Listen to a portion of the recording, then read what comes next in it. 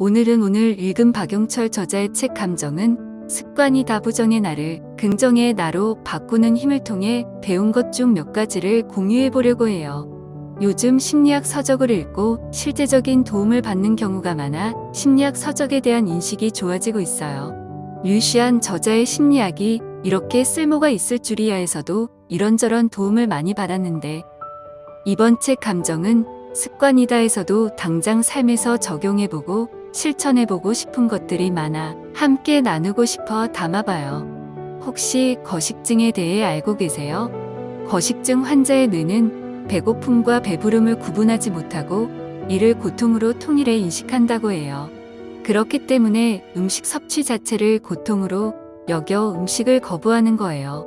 이것과 마찬가지로 하나의 감정을 주로 사용하고 다른 감정들은 무시하기 시작하는 감정 습관에 덫에 빠지면 점점 자극의 미세한 차이를 구분하지 못하고 다른 감정을 느껴야 될 상황에서도 그저 익숙한 감정으로 잘못 해석한다고 해요.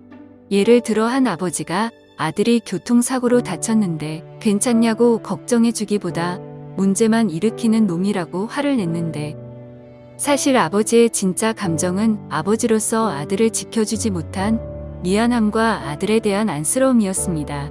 하지만 화를 내는 습관이 있던 그는 그 상황에서도 아들에게 화를 냈던 것이고 미안함과 죄책감, 분노라는 감정을 구분하지 못한 것이라고 해요. 화라는 감정과 미안함이라는 감정을 뇌에 익숙한 화로 통일해버린 거죠. 이런 경험을 직접 해보시거나 주변에서 보신 경험 없으세요? 흔한 드라마의 장면이기도 하죠. 순간적으로는 익숙한 방법으로 행동하고 말하고 뒤돌아서서 자신의 행동이 잘못됐었다는 것을 깨닫는 경우가 많잖아요. 저 역시도 그런 경험이 많고 그런 실수가 관계에 상처를 남기기도 해서 스스로 자책하기도 했던 것 같아요. 그리고 누군가의 이런 행동 때문에 상처받고 이해하기 싫어하고 그 사람에 대한 부정적인 트라우마 때문에 그 사람을 무작정 회피하고 싶어 했던 적도 있던 것 같아요.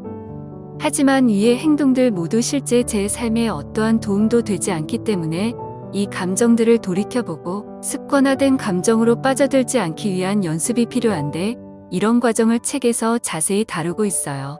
이를 벗어나기 위해서는 감정을 구분하고 세분화하는 연습을 해야 하고 감정을 풍요롭고 다양하게 느끼고 구분할수록 획일화된 감정 습관에서 벗어난다고 해요.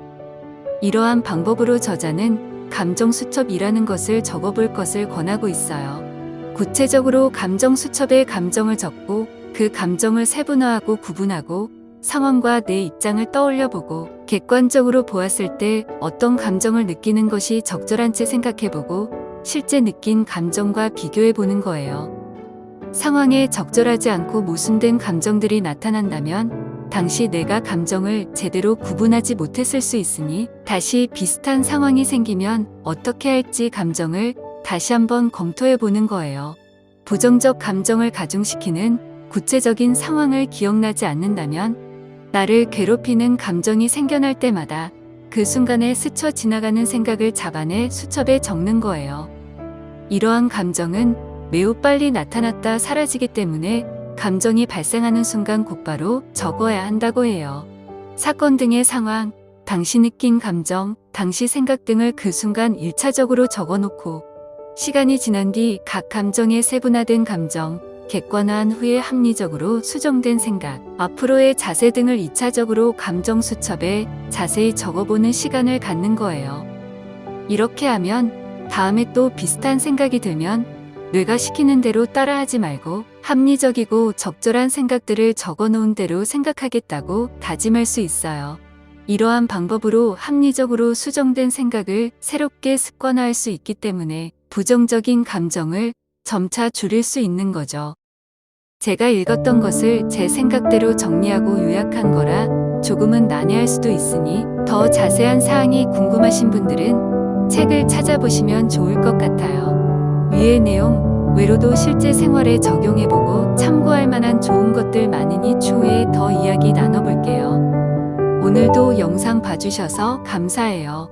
일상에서 행복 느끼시는 하루가 되시길 바랄게요.